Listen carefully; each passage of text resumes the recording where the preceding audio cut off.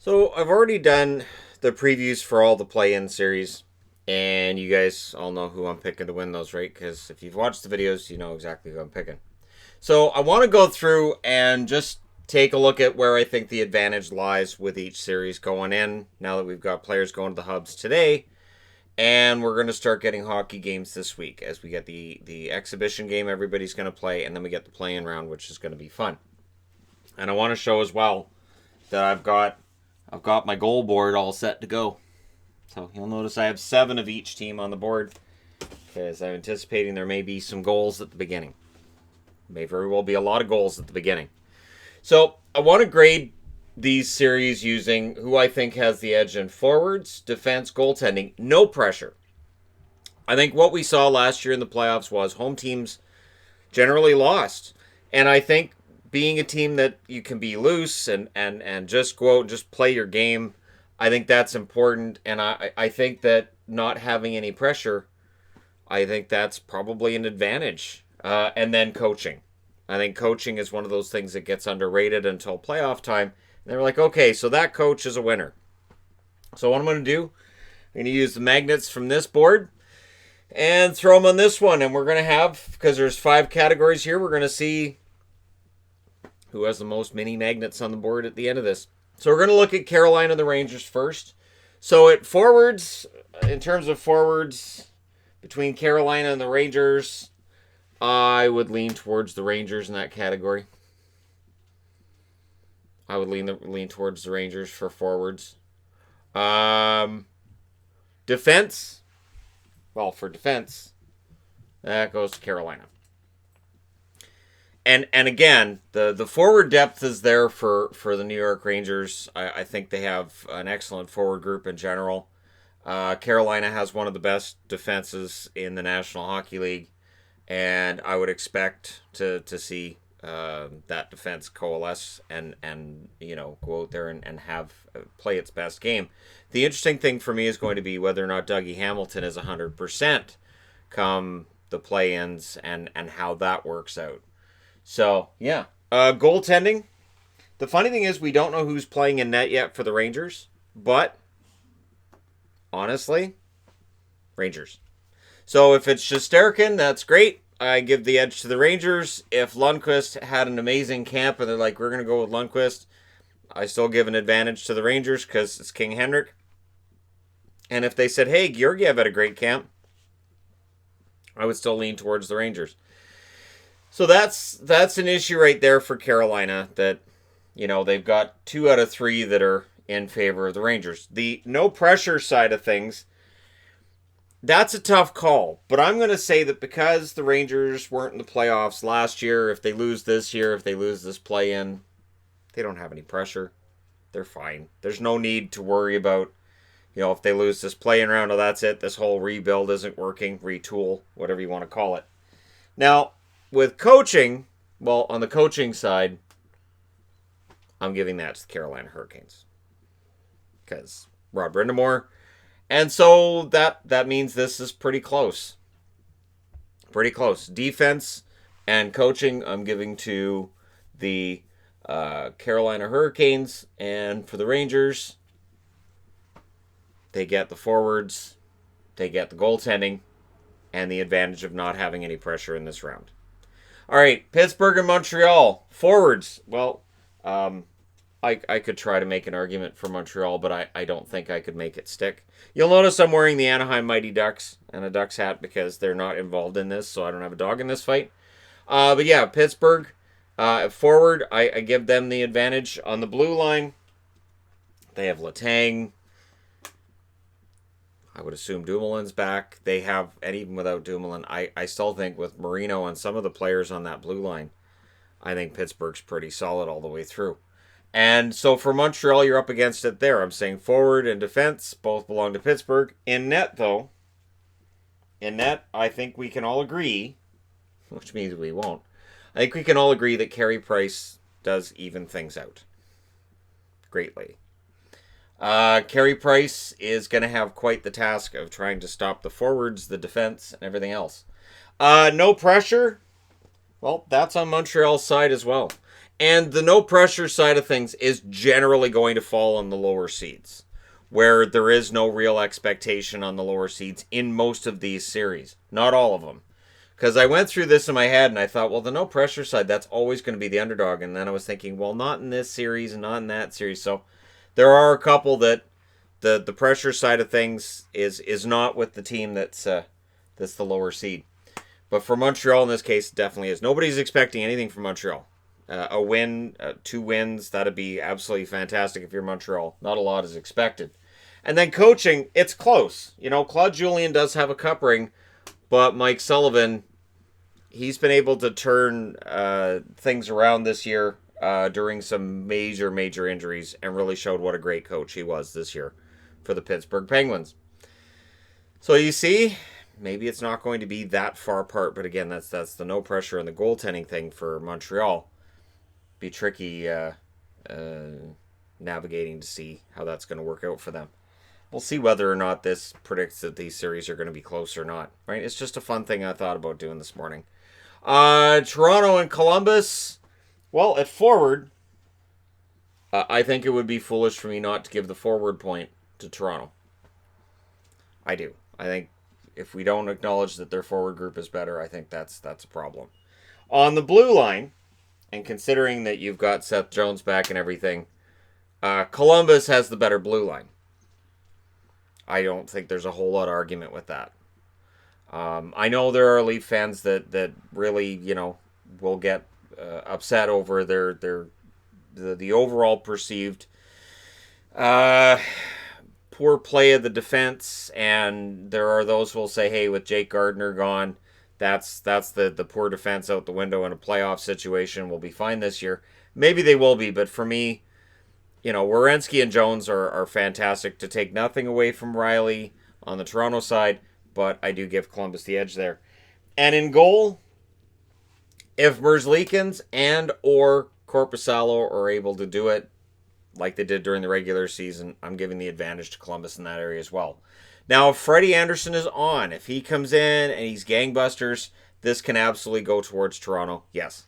But I'm slightly favoring Columbus. And not only that, but on the no pressure side of things, clearly there's less pressure on the Columbus Blue Jackets than the Toronto Maple Leafs. The expectation on Toronto is kind of, it's not cup or bust, but it's getting close. And the frustration over being out in round 1 can only be bettered by being out before round 1. So there's a lot of pressure on the Toronto Maple Leafs. I know there aren't fans in attendance, but that pressure's still there. Travis Green came out yesterday and was talking about how, yeah, in Canada you can't help but see and hear what's going on, and we know. And that was about certain things said about Vancouver over this past season, and predictions being as they are. So teams are well aware of the pressure that's on them and the expectations as well. Coaching, I could give that to Toronto, but I couldn't do it with a straight face. John Tortorella. Toronto is definitely up against it. I'm taking Toronto to win the series. Even seeing this on the board, I'm still saying Toronto's got to win this. Because they have to. And again, that's the pressure side, right? That Toronto really has to win this. They cannot afford, with that young crew, to have a step backwards. And that's where we're going to end up with this. If Columbus knocks out Toronto, I have to think Kyle Dubas is forced to throw his hands in the air and say, I guess I have to try something else. Unless he comes out and says, you know what, it was an unconventional playoff system, and we don't read too much into this, and we're going to go just on the same path. We're going to keep going. And then say we're going to commit to Sheldon Keefe for the whole year next year, and we're going to be fine, and all that stuff. Islanders, Florida. Forward group, I'm leaning towards Florida when it comes to the forward side of things. I think Florida's forwards are excellent. I think there's a lot of star power there. And the next time you want to say Barkov's the most underrated player, I will counter that and raise that with a Jonathan Huberdeau, who I think is the more underrated player now because we're all talking about Barkov. On the blue line, it is tough not to give that to the Islanders, especially with Pelech back. The Islanders have a better blue line. And the fact that blue line for Florida this year had a lot of misadventures. So that's an issue as well. Now, in net, it should go to Florida, but it's not going to. Just with the Islanders, with Varlamov and with Greiss, we've seen they are able to take goaltenders that have been average to poor in previous seasons in their career and make them look fantastic. Whereas Bobrovsky, who had an amazing run last year for Columbus at the end of the season and then into the playoffs, he looked pedestrian for a lot of the season. And maybe it's that blue line in front of him, but still looked pretty pedestrian for most of it. No pressure. It's hard to award a point on this one. There's going to be pressure on the Islanders. You know what? I'm going to say there's no pressure on the Islanders comparatively speaking with Florida. Florida spent a lot of money. And Hoffman's free agent. Dadonov is free agent. We don't know what's going to happen next year, if a rookie's going to be able to really come in and replace either Dadonov, Hoffman, or both. We don't know what's going to happen with the budget. The pressure's kind of on Florida. So this is what I was talking about, where the lower seed isn't necessarily the team with less pressure. I think if the Islanders lose this play-in, that would obviously be disappointing to the Islanders. But if the Florida Panthers lose this play-in, that's devastating. That's another year of no playoffs for the Florida Panthers. On the coaching side, you guys know where the coaching side's going to go, right? Islanders. So again, I took the Florida Panthers to win this series, but I'm granting 4 points to the New York Islanders. So this proves that I'm not trying to make this look like my play-in predictions. The Islanders, they can win it. This is going to be a close one. And for Florida, they need to turn the story around. And of course, with Joel Quenneville, I'm not saying that Joel Quenneville is not a great coach. I'm saying Barry Trotz, with what he's done with the Islanders and the fact that he's won the more recent Stanley Cup with the Capitals, I'm giving an edge to the New York Islanders because Barry Trotz reasons. Vancouver and Minnesota. So now we head out west. Vancouver and Minnesota. Forward group. I'm going to lean towards the Vancouver Canucks. And because I think Vancouver's forward group is generally better. I think depth-wise, I think Vancouver has a ton of that going for them right now. This might be the only year that they have depth like this. So I'm going to lean towards Vancouver. Defense. On the defensive side of things, I will grant Minnesota that point. Minnesota can play a very stingy defense, and their top six is excellent. And so I will grant Minnesota that point. And I think, honestly, the Minnesota Wild are going to make this closer than some Canuck fans may think out there. Goaltending. As long as Markstrom's healthy, I'm giving this to Vancouver. If Demko was starting this play-in series, I would be giving that to Minnesota because I think Stalock had a better season than people give him credit for. But I'm giving Vancouver the point in goal. No pressure. The no pressure side goes to Minnesota. Minnesota is kind of known for being in a bit of a rebuild. And I think the fact Kaprizov isn't playing, I think that just takes a little bit more pressure off of them. I do. I think that the expectation is next year things are probably going to get better for them. And so if they lose this play-in, no harm, no foul. If Vancouver loses this play-in, with Vancouver media and with some fans that are definitely not going to be happy if Minnesota wins this series, the pressure is definitely on Vancouver right now. For the first time in 5 years, there's pressure on Vancouver to win. Coaching, for coaching, and I know there's going to be people who argue this, I'm going to give an edge to Vancouver. Now, Dean Evason's done a good job in Minnesota, but I think Travis Green's done a better job in Vancouver than he gets credit for, both from Vancouver fans and from outside Vancouver. I think he is the right man for the job, and I think he's done very, very well so far with what he's been given. So, I give Vancouver an edge of 3-2 in this series, much like these two were 3-2. These ones, of course, 4-1, and in favor of the teams that I didn't pick. All right, so we're going to move along. Edmonton and Chicago. Now, with forwards, I'm going to give it to Edmonton because they have this guy named Draisaitl. They have McDavid. They have Yamamoto. They have James Neal, who's going to be able to play like it's October again. They have a lot of guys who are pretty good. Draisaitl had a pretty good year, not too shabby.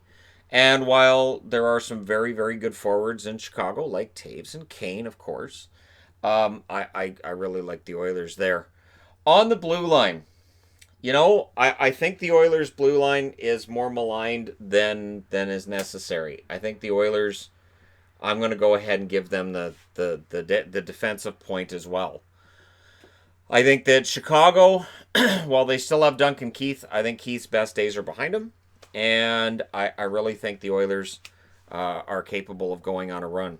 Goaltending, with a nice long layoff, and now Corey Crawford is going to play, I'm going to say that that could be the ace in the hole for the Hawks. If Corey Crawford can rediscover some of that former glory of his, the Oilers could find themselves potentially in some danger in this series. I really think the Oilers should win this one going away. I do. This is the year that the Oilers, if they're going to prove that they're finally over this malaise they've been in since 2006 ended, this is the crew that has to get it done. But in net, I'm giving a small point to Chicago. Now, no pressure. There is absolutely no pressure on Chicago. There just isn't.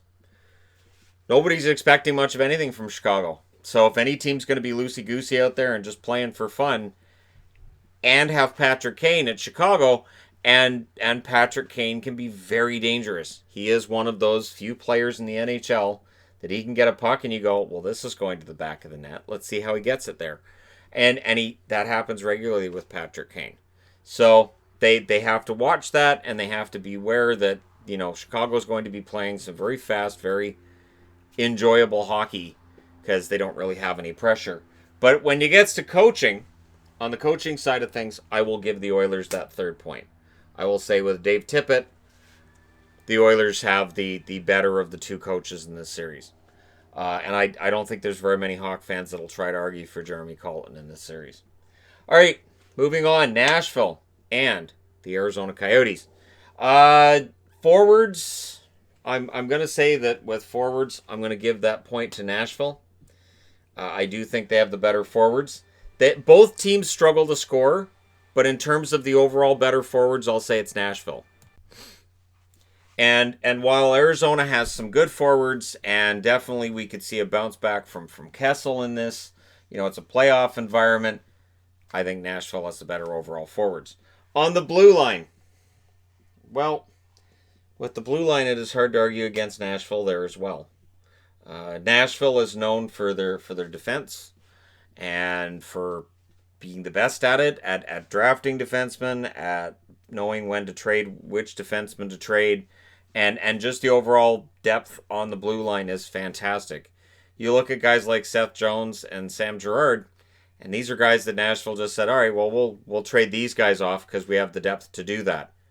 Not very many teams in the league can do that. And they still, I think, have one of the best defenses in the league. And Roman Josi is, I think, a shade above OEL.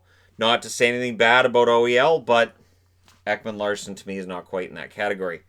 Goaltending. On the goaltending front, I will give that point to Arizona. Saros had a better second half to the season than the first half. And of course, Rinne and Saros were both tied together for much of the season before Saros started to get separation near the end of it. But really, Arizona, whether it's Kemper or Ranta, I like their goaltending better. So even if something came out, Kemper can't actually play, it'll be Ranta, I still would not change my vote on that. I would still say Arizona had the better goaltending. No pressure. I go back and forth on this series because I was thinking about this one, but I think there's less pressure on the Nashville Predators. Arizona hasn't made the playoffs in a very, very, very long time. This is a chance for them to win a series and play games that mean something in a playoff series that's a best of 7 coming out of here. For Nashville, if they lose this play-in, does that hurt? Yes. Does that mean that this team's going to get torn apart? No. Does that mean that they're a failure? Not really, no. I don't think there's as much pressure on Nashville. It's important to try to win a Stanley Cup for Pekka Rinne, yes, but I don't see Nashville as having the same level of pressure as the Arizona Coyotes. Coaching, I'm going to give that point to Nashville. I am. I'm going to give that point to Nashville. And we'll see whether or not that ends up being true. Tocchet takes a lot of criticism. We'll see whether or not he can adjust. I think that the biggest problem I've had with Arizona has just been they haven't had the scoring, and then they add more scorers, and they still don't find the scoring. So at some point, the coach is going to be the one that goes. And if Arizona loses this play-in a sweep, and if they score a grand total of 4 goals, that'll probably be the end of Rick Tocchet's time behind the bench for the Arizona Coyotes. Now, with John Chayka apparently being out, that may put Rick Tocchet on the clock anyways. Now, if Tocchet can get them into the playoffs and they do something, but again, that's that pressure. I guess the argument can be made there's reasons to believe there's equal pressure on each team, but I think there's a little bit less on Nashville in this series. Calgary and Winnipeg. Forward group. Well, forward group, I'm going to give that to Winnipeg. I think Winnipeg's got one of the best forward groups in the National Hockey League. And I think they really showed that this year. They were pretty darn solid the whole way through. The one fallback, of course, is the fact that their defense is not as solid as Calgary's. And I think even though Hamonic isn't going to play, I still give the edge to Calgary. I still think when you have Giordano as the anchor back there, and you have guys like Rasmus Andersson on the way up, Winnipeg is one, maybe two top six defensemen away from being in that upper echelon in the NHL. If Calgary's blue line is able to shut things down, Calgary has an excellent chance in this play-in round. Goaltending. Goaltending is a large part of the reason why everybody's taking Winnipeg in this series. Not everybody. Back over. Not everybody's taking Winnipeg to win this play-in round, but a lot of people are. And Connor Hellebuyck is a big part of the reason why. You look at Hellebuyck at one end, and whether it's Riddick or it's Talbot at the other end, that's a huge difference right there. So Hellebuyck is very likely the reason why Winnipeg wins or loses this series. If Hellebuyck does not play up to speed, and if he's not himself in this round, it's only best of 5. It doesn't take very many bad games, and then you're going home. No pressure. That goes to Winnipeg too. Winnipeg does not have any pressure in this play-in round. Even though all of us are, not all of us, but a lot of us are picking Winnipeg to play, to win it. If they don't, we can just throw our arms up and go, well, they were playing shorthanded on the blue line most of the year, and now they've got cap money, they can go out and spend it, and they've got a draft pick now they can use, and they can, maybe win the draft lottery and all that. Whereas for Calgary, they're coming off of last year they were first in the West. And this year they're trying to fight that perception that they can't have 2 good years in a row. And if they lose this play-in round against Winnipeg, it's back. Coaching. And again, every time Winnipeg goes into a bit of a slide, people will call for Maurice's firing. But that's just the nature of sports and sports fans. I give Winnipeg the advantage when it comes to coaching as well. So there you go. 4 points here, 4 here, 3. So in terms of teams that I picked, in most spots, the teams that I picked have more magnets, but not in all cases. Let me know your thoughts in the comment section below where you think these points should go, and all of that wonderful stuff. And again, we will start seeing these games getting played next Saturday. So kind of fun. And again, it's just kind of fun to look at it and kind of pick who should be favored and who should have the better chance. But it's been so long since hockey was played, we really don't know. And that's part of the fun. Let me know your thoughts in the comment section below. As always, don't forget to hit like and subscribe if you're browsing your way through. You just happened upon this video. Thank you guys so much for watching, for all your support. I will talk to you again soon.